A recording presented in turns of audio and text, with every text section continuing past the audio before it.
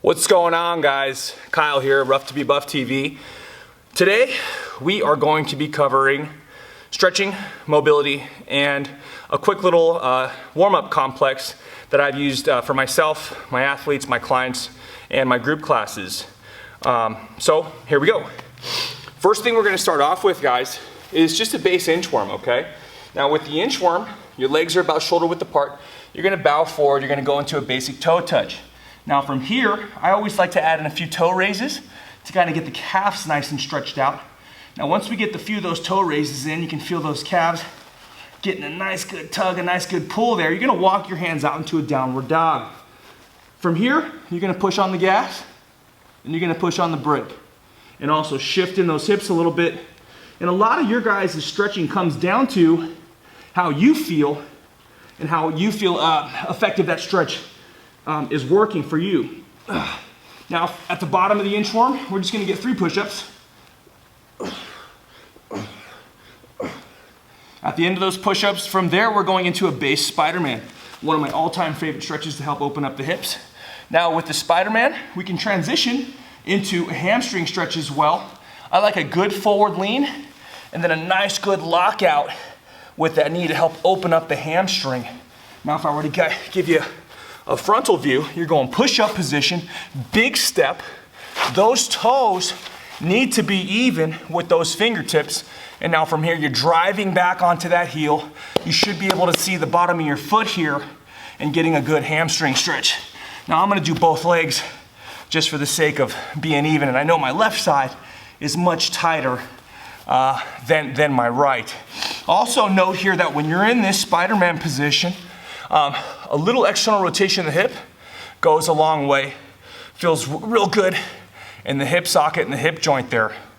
Once we get the Spider-Mans done, we are gonna go and kick that foot back, right leg. Now there's a few different ways people call this exercise. If you stay high up on it, some people call it a can opener or a pigeon stretch. You would just bow forward and get a good stretch in that hip. Now I'll give you a good lateral view on my left leg, which is always tighter. I don't know anybody that's equally loose on both sides. So, like I said, bowing forward, or you can stay high on that pigeon, or if you want to work on some extension in the spine, one of my favorites, abs are drawn in, and you're gonna reach overhead nice and long. So once we got the pigeon done, we're gonna come on up. We should be getting a wide base with our feet. We're gonna go move into a side lunge. Now the side lunge is to help open up the groin. Now, back stays nice and straight. You can see I'm shifting my weight.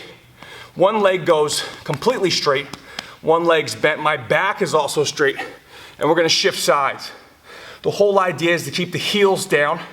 If you're looking to progress this stretch, you're gonna raise that toe up. My heel is still down here. My back is still straight.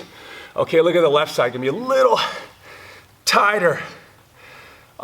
You could also go into a cherry picker. I'm gonna tighten up my base a little bit and kind of do the exact same thing here. Next stretch is called a dead man's corpse. And it is called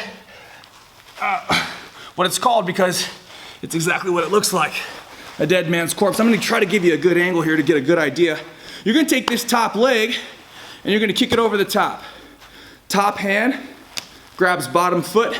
You're trying to get a good stretch in the quad here. Now, look how smooth this transition is to the other side. I'm gonna shift over because I'm filming solo. All I'm gonna do is roll and then grab other ankle.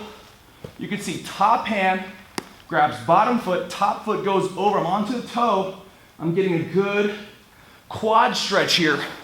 Rolling over, grabbing, and stretching.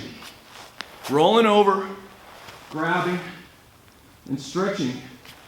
Now, another one to kind of get the low back nice and loose is a scorpion. Now the scorpion, you're gonna be sprawled out. Now you can kind of see my feet down here. All we're gonna do is look like a letter Y. Now from that letter Y, you know what? I'm actually gonna bring my camera down just a little bit. Okay, so from there, we're gonna go into that letter Y, and then you're gonna get a little rotation in the hips. It's okay for the hips to come off Oh man, a few little crunchies there in the low back. And just get a rotation in those hips and loosen up basically your midsection and your trunk. Oh, now that, I don't know how long that was, but let's take a look. Usually the awesome thing about dynamic stretching, which I really, really love, is that it picks up the body temperature. I don't know if you can pick up that sweat, that greasy forehead. It's KG, guys. Rough to be Buff TV. Hope you guys are having a fantastic rainy Friday here in Southern California and create a wonderful, wonderful weekend. Your stretching and your warm-up should leave you sweating. If you're not sweating before your strength training, you're not warm enough. Peace, guys.